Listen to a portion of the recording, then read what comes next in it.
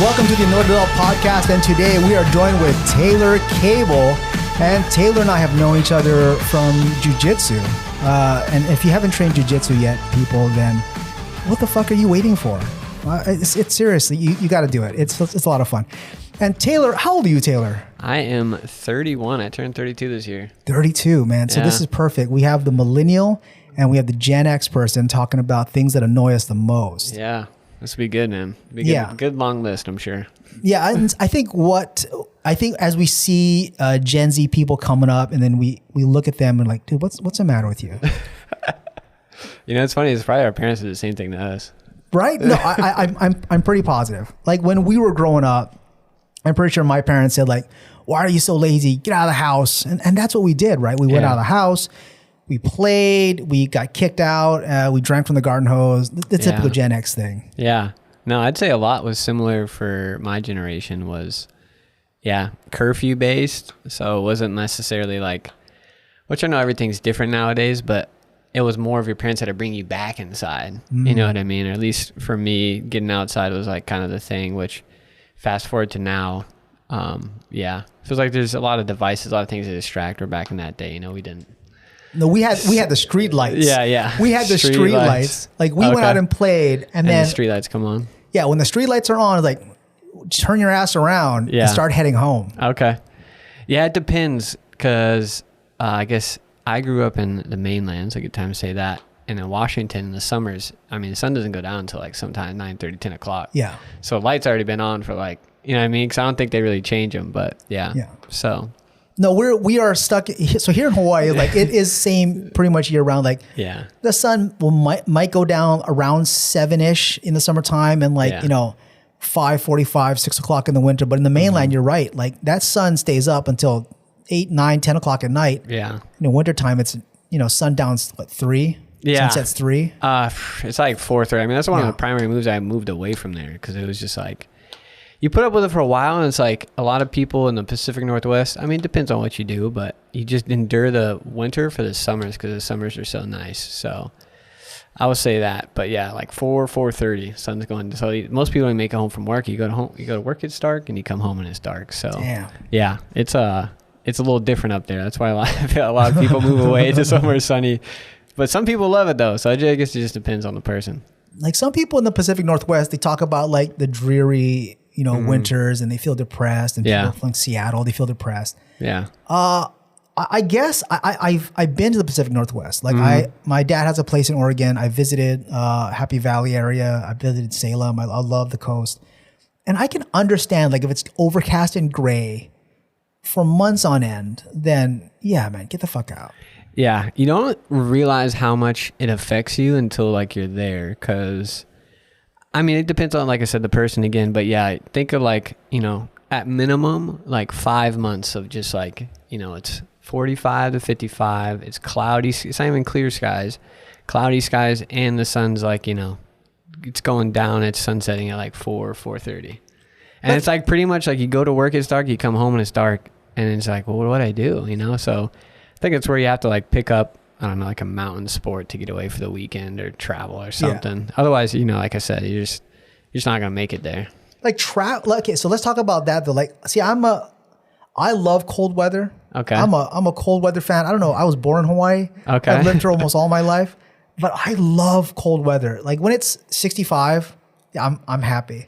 Like when we travel and it's cold and my wife's, freezing and it's, 68 degrees out. And I'm like, oh my God, no, this is perfect. This is perfect.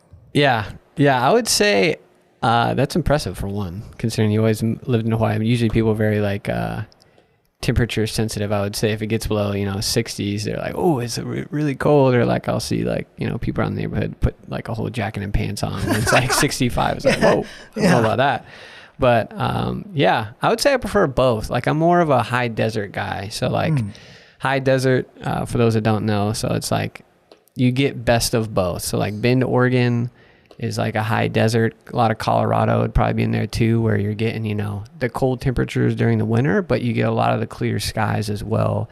Cause it is that drier climate, but you still get the snow. It's not like it doesn't ever like precipitate in any way, but yeah, that's why I say it would be like in combination with Hawaii, like my two favorite environments. Obviously, Hawaii is great, you know, summer year round, but then I'd say high desert. So you might like a high desert. But yeah, I would say, 65 is not bad. Nice and cool. I like nice and cool nights. That's the one thing I'd say about Hawaii, where we just moved to Palolo. It's like nice and cool there. So that's been nice because at my old apartment, it was like, you hit summer and the trade stop, forget about it. You're like sweating all night. Yeah, because you're living behind a restaurant. Yeah, so we lived behind a restaurant, but we had so we didn't have south-facing windows at all. We had a west-facing window and north-facing windows. So anytime we went trades, it was like you're getting zero airflow. You're just crossing your fingers on the fan in front of you to hopefully keep you cool enough all night. Yeah. You know how we know we're getting old? Yeah. Dude, we just spent 5 minutes talking about the weather. We spent 5 minutes talking about weather. Hey, you know, sometimes you just got to accept it, you know? I feel like you're getting older. It's not necessarily a bad thing, but yeah. It's not bad, man. It's not bad. But you know what? So let's talk about this Gen Z. Like Gen Z kids will walk around. Like, so for those that don't know, I'm a high school teacher. I've been teaching high school for 9+ years. And I see kids, it could be summer, it could be winter, it could be fall, it could be spring. It doesn't matter. Full hoodie, right? Full jacket, like hood on, sleeves down. They got an undershirt. They got sweats on. I'm like, dude, are you not hot? Yeah, I've seen that around too. And I always ask my wife, I'm like, babe, like, you see that person? Like, you know, like they're in black too. A lot of it's like a black sweatshirt and a beanie on top. And it's like, dude, it's like 85 degrees out here. I don't know how that person's not profusely sweating underneath that. Yeah, I'm dying looking at them. And so we overlook the track here at Roosevelt. And I see kids in a hood. So normally do you remember dressing up or changing clothes for PE? Like you had to wear the shirt, you had to wear the shorts, and then you had your shoes on, right? Mm-hmm. That's how it was for me. Like you go to the locker room, you change out, you put on your PE clothes, you do your workout or whatever, you do your PE exercise, you come back, you shower, you change. Now I see kids on the track and they have like their shirt and their pants, but some kids are walking in jeans and Crocs and a sweater. I'm like, and around the track, I'm like, did you not bring your PE clothes, or are you afraid to change in front of others? Like, I don't understand. Yeah, I don't know what it is either, because it was very much the same thing for me. It was like you had a PE class, whether it's like during your period of the day, before or after the day, you're always going into the locker room. So that's, I think, something that was very similar from my experience in high school. Was it was like you're going into the locker room to change. So I don't know. Like you said, maybe it's more of like the comfortability issue. Yeah. But like I said, then again, I don't know. I'm no expert. I'm not that. I don't talk to too many kids nowadays. No, but I look at them like, dude, are you okay? Yeah. Like, do your parents not love you enough to get you the t-shirt and the shorts? Yeah, I need me to run a Walmart for you or something real quick. And then we have kids that are we have Asian kids who are deathly afraid of the sun for whatever reason. Like they don't want to get tan. Oh, yeah. The umbrella, whole umbrella thing. Yeah. They have full sleeves, full hoodie jacket, but it's like a light, like a... Oh, like a windbreaker? Almost like a windbreaker type. And then they full sunscreen, and it's something, I guess. I don't know. Yeah, I don't know. I know that's like a lot of the big skincare thing. I think my wife might be on this too. She's always like telling me to put on sunscreen. It's like, babe, I'm going to walk the dog for like 20 minutes. You know what I mean? Like I know I'm white, I'm Halle here, but I need to come up. I lived there for 3 years. I'm not going to get burnt that time. So I don't know if that's what it is, but yeah, I've noticed the same thing. It's like they wear a bunch of layers when it's like, I mean, here in Hawaii, that I feel like year round, it doesn't necessarily make sense. Maybe a jacket in the winter, but then like, they look like a ghost. Afraid of the sun. Yeah. They look like a fucking ghost. Yeah. Well, actually, we just went to Japan, and that was also, consistent over there. So I don't know if, obviously for them, probably cultural thing. For here in, U.S., Hawaii, like, I don't know if that's bleeding over or if it's just, more of that generation thing that they're like, it's the look, I don't know if it's kind of pairs with that, I don't know if it was a thing in your day, but like the emo grunge, when people wear the black and they like contrast about being like so pale, but so maybe that's part of it and it's his own thing, but I don't know. No, because grunge came about, I think, in my sophomore year of high school. Yeah. Like grunge was I remember Nirvana. When Nirvana hit, everybody everybody played Nirvana. Everybody. Like it was in the tape deck. Everyone played Nirvana. It was Nirvana. It was Soundgarden. It was all these bands. Everyone wore flannel. Oh, okay. Everyone wore flannel. And then the emo thing came along about the same time where everyone listened to like, God, what's his name? Moresby? No. I want to say that. That name doesn't ring a bell for me, but I wasn't a big emo guy. I mean, I know Nirvana and all of like the main ones, but so not that was Moresby. grunge. Emo was, fuck man, I forgot I wasn't in it. I wasn't in emo. That's not me. But they were like, we're all black. I had a friend, Mike Mudgett, and Mike Mudgett was a full emo kid. He would wear a trench coat to school. Yeah, that's what it was. Black, trench coat. everything. Right. Yeah, he is. And then those boots, man, they wear those like combat boots on steroids with like the almost platform like combat boots. Yeah, with the eyelets all the way up to the mid shin. Yeah. But you know what? I saw him recently, and his son graduated from this school. And I saw Mike, and he was like wearing an Aloha shirt and slacks and like regular wireframe glasses and, nice haircut. I'm like, Mike, what's up, man? He goes, hey, it's like, hey, a long time no see since high school. And then we went for like a long talk. And it's like, after his, like, everybody had a phase. Dude, everybody had a phase. Yeah. And after his emo phase, like, he did like IT security, and now he's like a middle class guy in a nice job. Okay. Yeah, and like it was difficult for me to like make the connection because in my head, right, the last time I saw him was, I don't know, early 1990s, and then now it's 2018, 19, 20, and like, oh my God, your kid's graduating high school.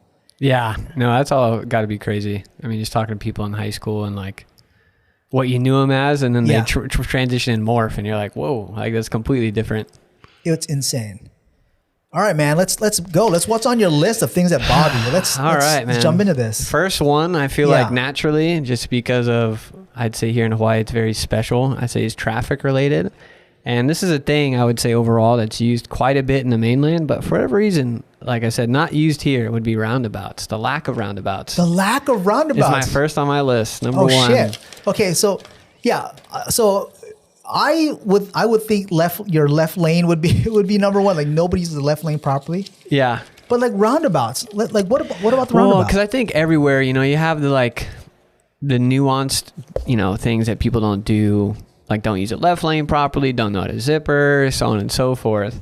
But I wanted to say roundabouts specifically because I feel like that's something objective to the variability of drivers. Because I mean, you could even have people that use roundabouts wrong. But at least with roundabouts, you don't get all these because I feel like in Hawaii, especially because they have so many lights because of the denseness, especially like the South Shore, that you have lights stacked. So it's like, boom, the first one turns green, but then the second one's red. So that really doesn't help you at all because you're still stuck there. So I would say for sure that would be one on my list because I mean, obviously now it'd be like a whole infrastructure overhaul to try to put in roundabouts. So I guess kind of a dream state more than anything, but I would think it would help a lot just because I think a lot of the traffic is formed around lights being on timers and not necessarily connected to each other. And for example, you got one lady that pushes or one guy, I don't want to pick on anybody in particular, but one person pushes the traffic light to cross the street, then we're waiting 35 seconds. Yeah. And everyone's stopped. I'm like, dude, come on. But I love a roundabout, right? You can just kind of yield in, slow down, and you keep on going. You don't have to whip through the roundabout. But it moves traffic along. Yeah, and then it's always moving too. That's the thing, right? Is as people are there, you let people in. It keeps flowing. Where, like you said, with the lights, you guys are going straight. There's 40 cars going straight, and instead of having a way for that one person to migrate into traffic, it's we got to stop all of these 40 people for this one person that's waiting to go left or right, or it's somebody waiting to cross the road. So, I would say roundabouts. I feel like it'd be a good service to Hawaii. I mean, I'm sure I could talk a lot about infrastructure and what would make Hawaii better. Let's talk about it, man. So I don't know if we want to go on that or we want to go further down my list. Let's keep going. Okay. So next thing I feel like is natural to talk about is just the rail and how. Oh, let's talk about the rail. Okay. So for those that don't know, we have a light elevated rail line here in Oahu. Yeah. That has been controversial, a major talking point, because one, it's massively over budget. Yeah, very over budget. It's not done. It's not done. I don't know if it ever will be done. It'll probably be iterative state of like a software. Like it's just always going to be we're always in beta, extending, or forever in beta, like how all video games are released nowadays. But yeah, it's just something I guess more on my mind, having just went to Japan and came back, because yen exchange rate right now is great, but came back and it was just more prevalent because of like how dense and how many lines and trains you got going on at one time. And it's like, wow, like we can't even get one right, and they got like, you got tens, hundreds of lines going all over the place, and the amount of people that move and flow, it's like, dude, this now people obviously in America are more tied to their cars, so who knows if actually adopt it quick, but I feel like at least having it would be good. So yeah, that was another thing that, like I said, I was I don't know, I was hoping for better, because San Diego, just moved from there, or before I came to Hawaii, that's where I used to live, and they have one that goes all the way from East County. Is it elevated or? Yeah, it's elevated. Okay. So it stays elevated kind of throughout the whole thing, and goes all the way from East County all the way in right down by Padres Stadium. Like, so here in Oahu, like for those that don't know, our rail starts in East Kapolei, which is the southern west end of our island. Yeah. And it's supposed to run all the way to like Ala Moana Shopping Center, past downtown, which is a very busy district. But it's still under construction, and it stops at the stadium. Now, here's why it's fucking stupid. Here's why I think it's stupid. One. Oh, that's good. I know we can cuss on this. I was trying to behave. No, don't cuss all you want. Okay. So no one rides Kapolei to stadium. Yeah. I mean, people do. Like, if you look at the ridership numbers are absolutely atrocious. We don't ride Kapolei to stadium. And when you get to the stadium, like, I mean, if you work at Pearl Harbor, I guess that's fine, because the station right there. Yeah. But then for most people, we don't want that. We want to go into downtown. We want to go into Ala Moana. That's the point. Yeah. Because the whole point was, so let me talk about something I like about it first, before we just put this to the dog shit ringer. I like that I can knock out a route from all the way at the end, East Kapolei, because we've ridden it before, and we to the stadium. It took 40 minutes because the stops are every like 15 minutes or so. It's something quick enough. And it's about 40 or 45 minutes, which is not bad, because if it's high traffic on Oahu, you are not getting through there in 45 minutes. That's going to take you an hour and 15. Yeah. So great. And that's fine. But that route needs to be completed.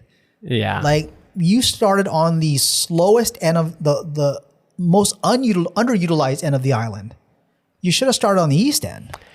Yeah, I don't understand why they chose that route. I mean, maybe because feasibility, right? Like less obstacles, but I would agree. Like the route only makes sense as if you continue it to Ala Moana, right? Because the whole idea is to get people from a desired destination out to where they're going. It's like you said, like nobody just wants to go Kapolei to stadium. And plus, I feel like you're missing like a huge portion of people that can use it. Because it's like if you went to Ala Moana, at least people from like Pearl's like IA or whatever, central locations, like will actually be like, oh, okay, that's makes sense for me for the same reason. Like, hey, I can without traffic, I'll make it home. Probably won't take the rail, but if it's a traffic day, enough of that, you're like, all right, well, I'll just take the rail because I know it's going to be 30 minutes every time.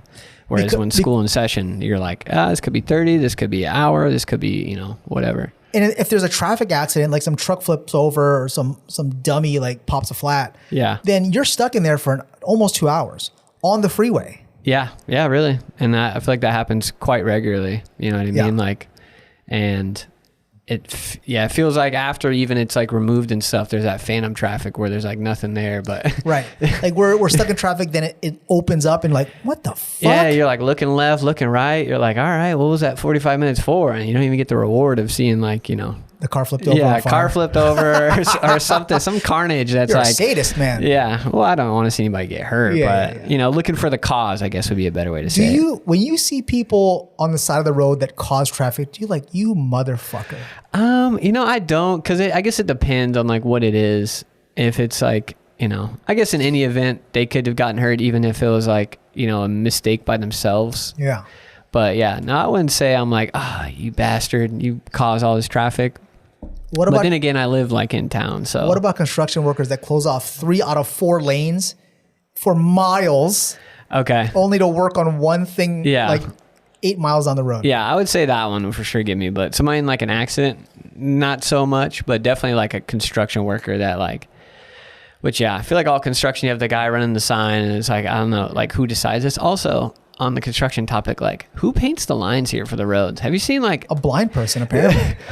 like I've crooked. never, I mean, again, maybe this is more to getting old, but like Yeah. I just found myself when I moved here, because I mean, you look at the lines naturally, right? For those that drive, you're looking to stay in the lines. Yeah.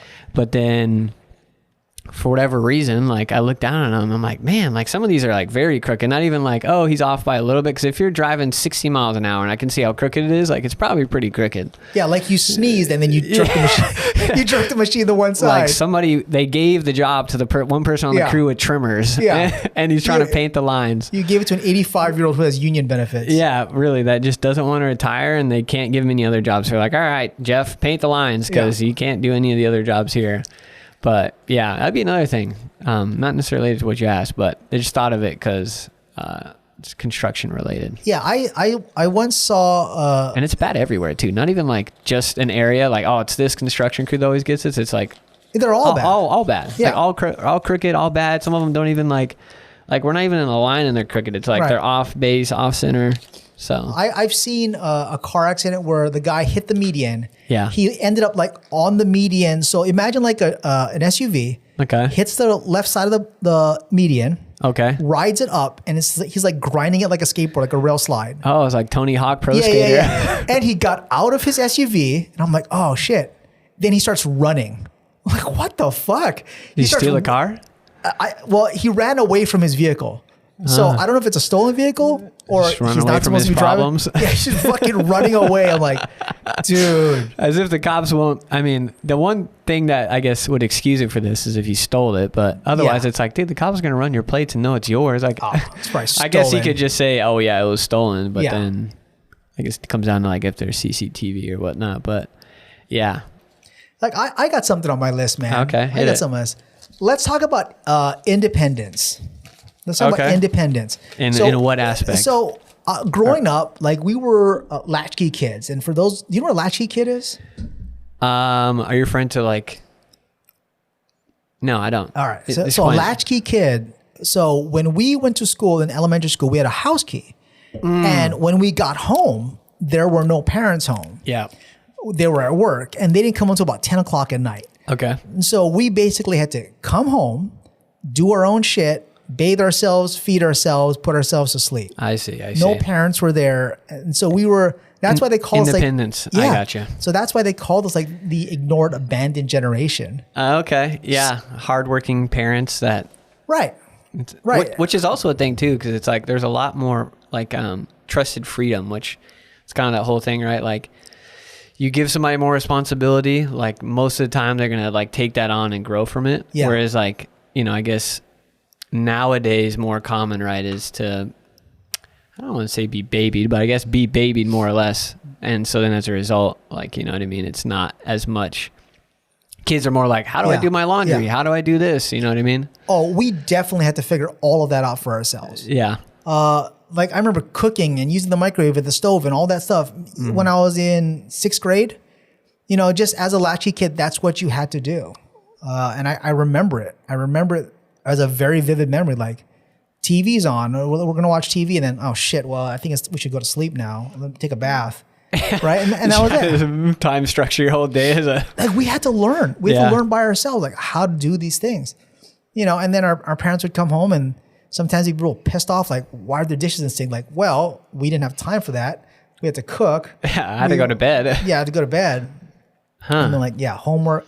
But do you think that we could do this now, or would like the police show up and then like arrest somebody? Yeah, I don't know now. I think it's, yeah, like I said, a more sensitive time overall. I feel like more people might, I don't know. I guess again, depends on where you live. Some neighbors, depending on if they, you know, how much you guys are familiar with each other might do it. But I'd say overall, yeah, I probably couldn't do that nowadays. I feel like everybody like, all it takes is one person to record a video, you know what I mean, is everywhere. TikTok, YouTube, Instagram, you know what I mean? So unfortunately, I say it'd be harder. I feel like realistically, if they started doing it, I feel like everybody would benefit because it's like, you know, I view it as like a period of like, you're eventually going to have to figure it out, whether it's now, whether it's, you know, when you're 18, moved out of the house, 25, whatever. So I would say it'd be tougher now. It wouldn't be just like you could just do it. It'd have to be like a modified version of that.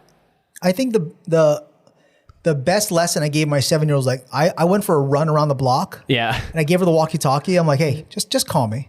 Yeah. You got a problem, just walkie-talkie me, right? I'm going to run. I'm going to go for a run. And that, I think that's the closest, but I could not go to the store and just abandon her. I can't, man. Yeah. Yeah, it's different. Maybe that's because like, it's the whole thing of like heightened senses of something because you yourself experienced it as a kid. That's maybe part of it. But one thing that actually reminded me of, have you seen that show on Netflix? It's a Japanese TV show where they give the kids the task to go do something. You just reminded me of that. Yeah. I thought of that. I was like, maybe this is like, a fun way that you could bring that back in terms of like making it again more doable, acceptable, I guess. Yeah, but it's a culture thing, right? Like when you're in Japan, you understand like this whole cleanliness honor system in place. Yeah, which is like a whole interesting thing to unpack too with like social structures and like what's accepted. Because you think, and I was talking about this there actually many times, I was just blown away. It was just like how you put like what's that like Stanford social experiment where people are standing in the elevator the wrong way, and you're facing forward and you're like what, and then you end up turning around. I think it's much of that, but it's even crazier to think about because you're like, I'm sure there's nefarious people that like thieves and stuff that move there, but it still doesn't happen. So you're just like, it's diluted out. It's right? It's crazy because it's just like how an accepted thing could just weed out everything else, and it doesn't really happen. I mean, like bikes are parked everywhere without being locked up. Yeah. You just see kids walking around. Nobody talks to them. I mean, unless obviously they have like trouble. So it was just one of the crazy things I saw there that I was like, man, like this is not to say unreal, like it's untrue, but just unreal in like an awesome way. That's like, wow. Like the escalator, everyone stands on one side if you just want to ride it, but if you want to go faster, you go on the other side and you walk it. Yep. Like that is not something we do here. Yeah, just like a lot of things, I feel like the politeness of it all. Yeah, that was the other thing too. People are really nice. So the niceness, dude. The other thing that really fucking blew my mind, which might again be pointing back to how old I am. Picture a cement truck in America. Like cement truck. Yeah, just describe it for everybody that's listening. Like all right, what you see. Like close your eyes, or everybody listening can close their eyes too. But like picture a cement truck in America and like what you see it as every day. And describe it right now. Go. Okay. Big. Like outside. Describe the outside to me. Square cab with a cylinder on the back that's constantly turning. There's a trough where you pour the cement out. Okay. Yeah. So specifically viewing like or picturing what the like coating of the cement truck looks like. Do you see it clean? Do you see it with cement always caked on it? I would see it dirty with cement all over the place. Okay, so same here. I just thought that's how cement trucks are. That's how they come. You know what I mean? I mean, not really. Obviously, they come freshly painted, but once they're in operation, they just have cement on them, and that's forever. I kid you not, in Japan, a cement truck there looks like a car coming out of a car wash. There's no cement on it, and not anywhere on the outside of the cement truck. Shit. Completely bright green cement truck. Yeah. Nice as can be. That's like... If you can describe nothing else simply to describe what Japan is, like that's Japan. Clean. Like, and that would explain all the other things we just talked about. It's just like, completely clean and it's in use. So that's their society. You care for things. You care for things that you use a lot of. Yeah. Take care of your tools. Yeah, which I guess is more to America's culture of like that like capitalistic type thing of which not necessarily on just people and materialisticness, but also I think on manufacturers and how things, planned obsolescence, with not only like phones, like, what Apple got in trouble for, like your phone stops updating or, whatever type of thing. But yeah, so. I've gotten in, speaking of which, let's talk about the planned obsolescence things. Like so you see all the furniture in my room, like look at this table, like this table I'm on right now, all of these chairs, the couch, everything but my work table, which I actually bought that desk. I take things from the trash and then I just upcycle them. I clean them, I sand them, I paint them, I fix it. Like I have an Eames style lounger that I fixed. Mostly all the TVs that you see in this room were all recycled, all taken from trash. But when I get trash though, let's just kind of be clear. When I get trash, I go to specific neighborhoods. Yeah, no, you have to. Which trash to them is more treasure to most people. I go to the richest neighborhoods on Oahu and wait for trash day. Really? There you go. Just drive around on Wednesday or Thursday or whatever day it is. Hawaii Kai, Upper Manoa, all these nice neighborhoods. They throw away like couches and chairs that are in good condition. They're not covered in like bed bugs and weird pet dander. They're just like old and like shelves and things like that. Like nobody wants them. Like nice hardwood shelves, not some particle board nonsense. And they're throwing them away. Yeah. Yeah. I think that's, affluence or whatever. But yeah, I agree. I think that's part of the biggest difference, like I said, between, like I said, Japan and here is Japan's more in like, our parents' generation, maybe their parents' generation, which was like, you have something and it's supposed to last tens of years. Yeah. And then I feel like that could cut on a lot of issues too. I mean, sure, you could argue that might spurt the economy a bit, but I feel like you just change your business model at that point to one of more service or a SaaS model. But yeah, I think it needs to come back more, man. I think a lot of stuff is just like literally built to last just past the warranty. I remember when we replaced our washer dryer at home. And then when we bought a new washer dryer, the lady goes, "Do you want extended warranty?" I'm like, "No, my last washer dryer lasted 18 years." She goes, I just out of pure curiosity, I asked her like, "Why? How long does this last?" Yeah. She goes, "About 5 or 6 years." I'm like, I'm not giving you $1,400 for a 5 or 6 year washing machine. Yeah. This is stupid. Yeah. It kind of doesn't fucking make sense if you think about it. Cause actually in the place we just moved into, of course, first day we tried running the washer, and once it got to the spin cycle, it was fucking making this screeching, echoing, and like, for those that don't know, I'm up in like, way up on 10th Street off of Waiamau and Palolo. So it's like, it's very quiet up there. Yeah. So if a fucking washer's going off, it's like echoing. It's like, fuck, man, we got to get down that thing. We don't want to be, labeled. We just moved in here. Like, look at these assholes. Yeah, fucking people. And so we get the service tech out there the next day, right? And, he's looking at it and he's talking to me. So, I'm for those that don't know, went to school for engineering. So, naturally curious mind how things work and all that, blah, blah, blah. So I'm talking to him about it. And then something occurred to me just because we're talking is like, they always quote you like, "Oh, it's not going to be worth it to replace it via parts." But then what they tell you is, "Oh, but if you buy it new, it makes more sense." And if you think about that and zoom out from like a 10,000 foot view, that almost doesn't make any like fucking sense at all. Because it's like you're telling me by buying the individual parts that you buy new to put it together as one thing and sell it to me is going to be, cheaper, which I guess it's like a numbers thing, right? Depending on how many years of use. But I think, again, that's where...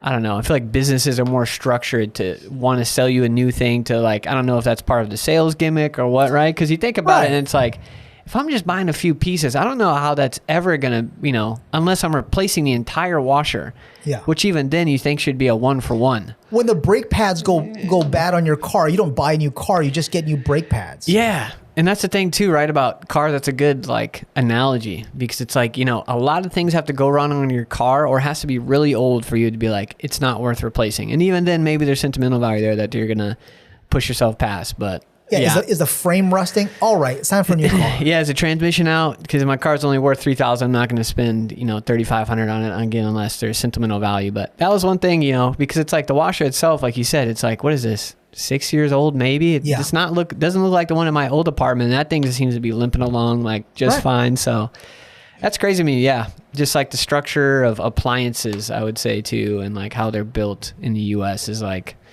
I don't know, just built off a system that's meant to feed you information that I feel like is like, oh, it's just worth it to replace it. Parts are going to be $800 and maybe that's, with labor in there too. So factor that in. But yeah, I don't know. I feel like a lot of our waste problems and, maybe even some sustainable type stuff, I feel like a lot would be solved by, shifting that model slowly. That's definitely an annoyance. Yeah. I would say for sure an annoyance, especially if, you're a homeowner or somebody that rents a house that buys appliances and it goes bad, like you said, because it's $1,400 every 6 years, man. I mean, for your first one you're excited about, but then every subsequent one you buy, you're like, yeah. Is it worth it? I don't know. And another thing too, I don't want those like smart refrigerators that like I've seen this where you tap on the glass and like, oh, I can see what's inside my fridge. Like, no, I know what's inside my fridge. I don't want to draw on my fridge. I don't want a screen on it. I don't need that shit. Just keep my food cold And if it's a benefit that you make ice on the freezer door, great. If not, I don't care.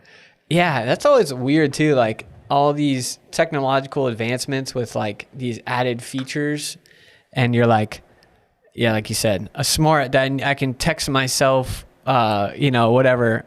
I guess something on the fridge or when the washer's done. I mean, maybe that's a little bit valuable, but beyond that, with like, you tap on the fridge to see through. It's like, it's just, I feel like building into more of that system of more can go wrong. So then they feed you it's broken. It's not worth it to fix because your screen that you see through is no longer working. You should tell that service tech like, well, then you don't really need a job then, right? Because then if the solution is to buy something new, then what are you here for? Yeah, that's also another good point. Like, these service techs that are there to fix it, but then you're like, what's, your purpose if you just come to say to me it's not worth it to fix? You're a salesman at that point. You're not a service tech. Yeah, it's like, the salesmen are just posing as technicians, and they just come out and say, they know a few of the technical words, so then it's kind of, over your head enough that you're like, well, I can't call BS on this, and then go about your business. All right, what else you got on your list?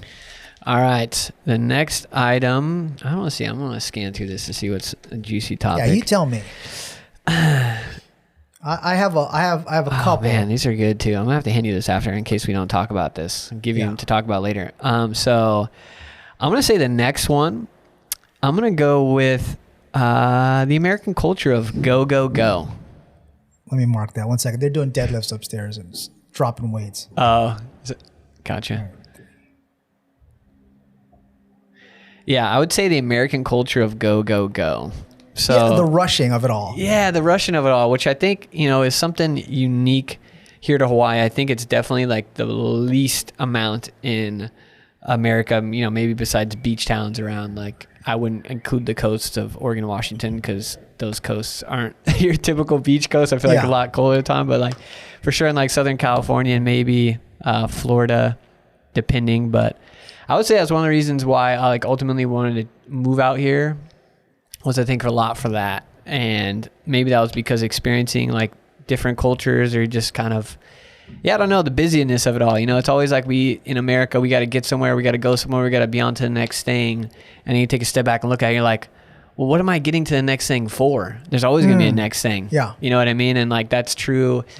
And one place that I'm going this year, Spain and Portugal, they have like a good, I would say culture in terms of like, no rush around meals. That's another thing right here in America, right? Fast food, that's how it got its whole big start. And I would say like other efficiencies around like making meals and how meals now have become like, I think twofold reasons that come to mind in terms of like bad things that have become in America. Like one, we look at food as just like a thing we eat because we're hungry, but like not, what's nutritional value as well as like the enjoyment of it. Like, we're always rushing to eat, we're not like taking the whatever, like I think they say like, it's like 2-hour meals or something in Spain and Portugal, like a serious amount of time to just sit and relax. So that'd be my next item. Like I said, it annoys me. I think you got a good point because when my wife and I go out and are like, when we celebrate like an anniversary or a birthday, and we like to go to nice restaurants like Roy's and whatnot, and like these little 5-star, like 4 or 5-star restaurants, or the entree's like nearly $100. Yeah. But because we know it's that much, we'll sit there, right? We'll sit there, we'll be served our food. And then when they present it to us, there's an ambiance, there's a service to it. And we slowly eat our food. Like, for example, I fucking love ossobuco. Okay. Ossobuco, what was that? Lamb shank? Okay. Yeah. Lamb, something with the marrow and the bread. Bone marrow and bread. By the way, if you haven't had bone marrow and bread, that's delicious. Anyway, but we would sit there and we would eat our food so slowly. And at first it was like, because it's $85. Yeah. Right. And so I'm not going to rush. Like if I'm eating a fried chicken plate, I don't care. But if we're eating a nice meal and I'm dressed and she's dressed and we're in this nice place, we're going to sit there. We're going to take slow bites. We're going to eat it. We're going to enjoy our food. And you know what I've noticed? I've noticed that at the end of the meal, we are full. Yeah. And satisfied. Yeah, in more ways than one too. Not only like, satiated. Yeah. Satiated, yeah. Not only in that way, but I think also like, and there's a component too of like, meals are a way too to like, take a break take a sigh or whatever, slow down for the day too. If you've had a busy day, like, wait, well, at least, depending on how many meals in a day you eat, if it's 2, 3, whatever, then like, meals are another way to be like, oh, you know what I mean? Yeah. Like that whole thing. So the meal is an experience. Like a lot of young kids don't understand, like when they go out to eat and they go to these fast food restaurants, you're not really there. And besides, that's another pet peeve of mine is when they just whip out their phones and they're all sitting down together. Like when we're at a nice restaurant, no one's taking out their phones. I mean, you might take a picture of your meal. Okay, that's one thing. But you're sitting down and you're enjoying it. Yeah. And I think one of the annoyances I have is when people go out to eat and then they're just taking out their phones. Like you could have just done that at home. You could have just sat at home and ate your meal with your phone. Yeah, I think more of too, like I've heard that I think does really well is like the whole phones in the basket thing. Yeah. Yeah. You ever play take out your phone, you pay? Oh, I have heard of that. Haven't played it though, but yeah. So the first person that takes out their phone while they're still eating pays. That's actually, not to keep bringing up Japan, but, it's fresh on my mind because I just went there.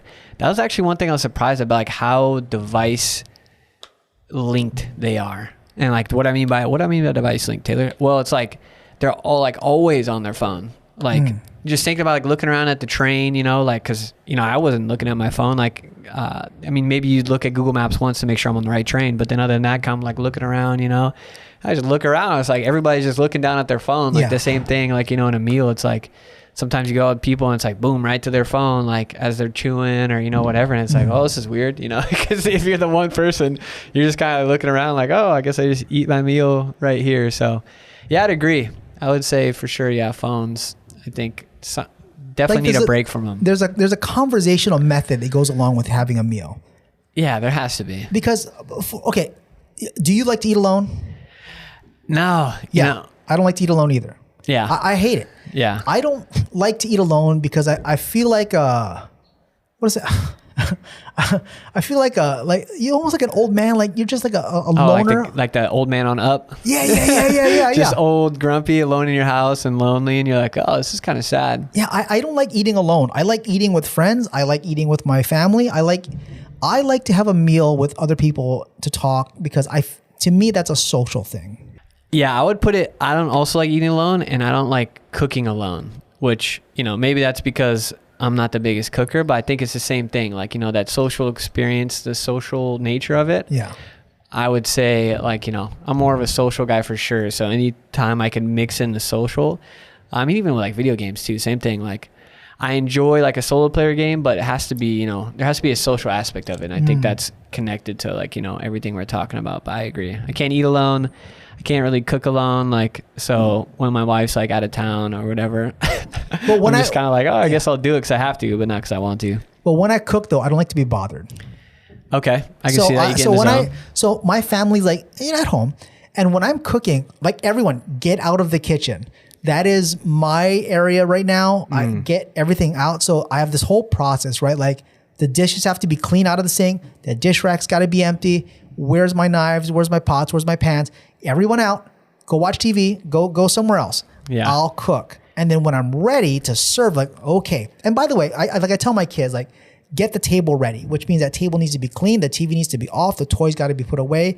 Sit down. I will serve you. And then we can eat. Yeah. And then I feel good. Yeah, I'm the same way. And not in the sense of like, I think my wife's more similar to you in the sense of like needing everything out. Like it's really this weird dichotomy that happened. She's like, I need you to fucking help me. But then, you try to go help her and then she's like, get out of my fucking way. Yeah. And so it's like this weird, like, well, do I help you? Do I not? But I would say I'm similar in the sense of like, I need a clean space to start like any task. So like cooking, like I need the dishes all out of the sink and like you said, put away. Because I feel like if I'm operating with other dishes in the sink, it just throws off like the whole flow. And I think similar thing with like a desk. Like if I have papers all over my fucking desk, like I can't think about a thing because all I'm thinking about is all these damn papers all over the place. Yeah. So I'd agree for sure on the dishes thing. But I think my wife's more in line of like, just get out of my way. Don't help me. Let me cook. But more of like complaining at the same time, like, bitching, you don't help me cook. It's like, well, I try to help you cook, but so, but yeah. All right. You want to go one more? Yeah, let's go one more here. One more. Here, you know what? I'm going to hand you the list. All right, let me look at this thing. There's some pretty good items on there. I'm a little jaded maybe, but if you pick one off. If you can't read my handwriting, I apologize. Maybe I was meant to be a doctor in another life. Hard management at Costco. Dogs follow lack of what healthcare system. Oh yes. Let's do because I have another video that I'm editing about home ownership. Let's do lack of financial education taught in public school. Oh, hell let's fucking go. Let's do that. Let's go. Lack of that is. May I start on this one? Do you mind? Yeah, go for it, man. Like from the teacher's point of view. Your show, go hit it. Like from a teacher's point of view, we don't teach financial literacy in school. Like I remember trying to teach kids about credit. Yeah. And they're like, what's credit? I'm like, okay, well, it's a 3-digit algorithmic number that is your level of paying back bills. Yeah. Like, how trustworthy are you? Like, what does that mean? I'm like, oh my fucking God. Let me tell you what that means. I get so excited. I get so pumped about it. Like I say, okay, listen, if you had a kid that gets straight A's and you had a kid that got straight F's and one kid that gets straight F's says, can I borrow $5? And the kid that gets straight A's says, can I borrow $5? Who are you gonna loan money to? Who would you loan it to? Yep. Right? You'd loan it to the kid with straight A's. Why? Because that kid has this pattern and history of responsibility and turning things on time. Yep. The kid that gets straight F's doesn't turn in shit on time. Yeah. So that is like your credit score. And that's like, a great analogy, by the way. You thought about this. Yeah, man. Yeah. Like I was like, why? So if a kid said, I promise to turn in my work, you're a 4.0 kid. All right, man. I'll give you like a 2-day extension. Or the kid's all F's. I promise to turn in. Like, fuck no, you won't. No, I don't believe you. Hell no. Yeah. You will not turn this in. You have a history of not turning it in. And so I tell my students, like, if you have to borrow money from someone, I don't care if you can't eat dinner because you don't have the money. Go pay that person back because you will be a giant piece of shit in their eyes if you don't. Yeah. I would say yes to all those things. Especially, like I said, what's taught in school, like taxes. I mean, you get out of school and you're like, what is this? Like, what the fuck is this? And it's like, oh, well, pretty much like, there's this body called the government that how they get their funding is ultimately from you. And so they take X percentage based on what you make, yada, yada, yada. But yeah, going back to credit, I would say, that's something.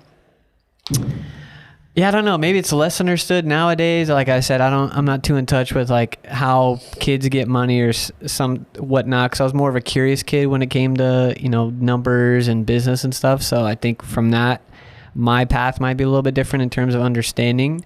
So I remember getting like a $600 credit card and, what was that? It was probably like fresh out of high school. Yeah, it's like a college. Your college year credit of college. card. Start building that credit. But so I did that. So overall I'd say, great analogy to explain it. But I'd say overall just anything. I mean, you can start with broad strokes, like probably like in like 6th grade, because at least then they have like some understanding of money. Because I'd say you're like a little bit more mature. Your parents have given you money, so at least you know what money is and how it works, and it's ultimately a medium. But beyond that, I would say overall something like, credit. I mean, you could, depending on what level, I guess I just list off a few things like credit, mortgages, like what amortization is, taxes, how they work.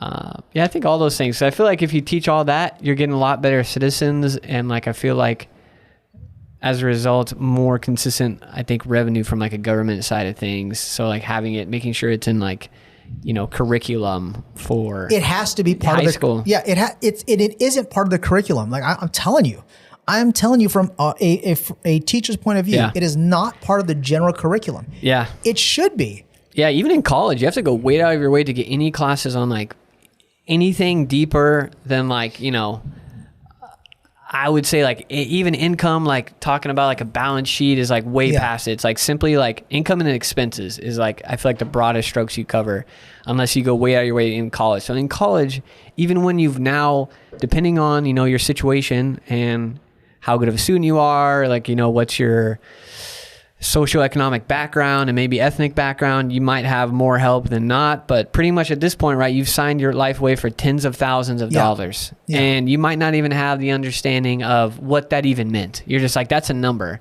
And then all of a sudden, it comes true once you get out, like, oh, that's what that number means. I have to pay it back and it's going to take me Because there's 20 interest, years. right? You get interest accruing. Like I thought about this plan in high school, and I pitched this idea because I'm like the devil's advocate at this school, I guess. And I said, look, and I told the administration, like, why don't we charge every family, every child has to kick in $500 to attend school in the freshman year, $500. And what we'll do is we'll sock away that money into a fund that, let's say, I don't know, gains interest at, let's just say conservatively 4.5% annually. And then at the end of their senior year, we give them all that money back with the interest. Yeah, put in like a high yield savings or something like that. We pile that money together. And then how we penalize is if a kid is a shitbird, they don't want to, they want to be mean to teachers and get suspended and all that. We just take their money away. Yeah, dock it. Yeah, so we penalize you on the fee. So the parents have a buy-in saying, wait a minute, if my kid's an asshole, they don't get the $500 back at graduation. Like, correct. Yeah. If your kid doesn't show up to school and drops out, you don't get the money back. Also correct. And we're going to just continue to pile that money together into the high yield savings fund. And then when the kids graduate, I don't care if they get a D and graduate. It doesn't matter. But they've done their best. They've attended school. They're learning like, oh, wait a minute. If I don't act like an asshole, I'm going to get $500 back plus 4.5% over the course of 4 years. And then it's reinvested every year. So I don't know what that number would be. Yeah. But then they'll get more than $500 back at graduation. Yeah. And you can even do it too if like people lose their money that's in a pool to then do other monetary rewards to help drive behavior, right? Because I feel like that's another thing about school is like, how do we drive the behavior we want here? And there's, different tools you have without money, but I feel like, money's the ultimate motivator because it can get you all kinds of things that you'd be able to use it there too. But I think that's a really good idea. Even if the kids even the families that can't afford it, why don't we just convert your $500 into like school community service? And because volunteer hours at a minimum wage, whatever that is, and say, all right, you got to work $18, like 500 divided by 18, and then round up to whatever the nearest hour is. Like, for example, if you think about it, that would be to say like, because some kids are going to drop out anyway, right? Some kids are going to, like 1% of students will be dropping out. And by the way, 500 divided by 14 is 35.71. So they would have to work for the school for 35.71 hours, and they would be invested into the system. Yeah, and you could even do that right before school even starts. Because I mean, what's that? It's like a week of work. That is 40 hours. That is a week if you want to break it down. Yeah. Yeah. So if you do 8 hours there, you could do it less. Cut the grass, sweep the bleachers, do whatever you got to do. Yeah. Yeah. Yeah, man. Taylor. This has been a lot of good. It's a pleasure, man. This is a lot of good annoyances. The time went by super fast. We only got to, I'd say, 2 of my list, 2 or 3. Oh, we got 7 more minutes. I mean, we're at 53 minutes on this show. I don't care, man. You want to go 7? You want to go 1 more? No, we could save it. I'll save the juicy topics, either give them to you or figure out what to do with them. No, we'll do another show. Okay. We'll do another show. Taylor, I want to thank you very much for being part of the show today. I want to thank you very much for sharing your annoyances with us. Yeah, I appreciate it, man. I appreciate you having me on. Like I said, it's a good setup. So those of you that are listening, active listeners, first-time listeners, whatever, definitely keep tuning in to the show.